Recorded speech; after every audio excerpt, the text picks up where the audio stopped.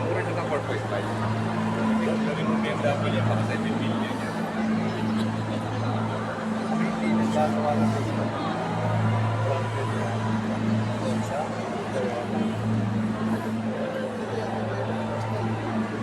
Fully electric na din. Plug-in hybrid. Technically, pure electric. Pero meron lang siyang makina, generator.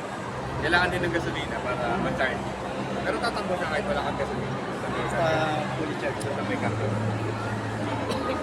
Okay, generator sa bahay, Pilipino. What is like the electric voice? It's like the electric voice. Like the electric voice. Yeah.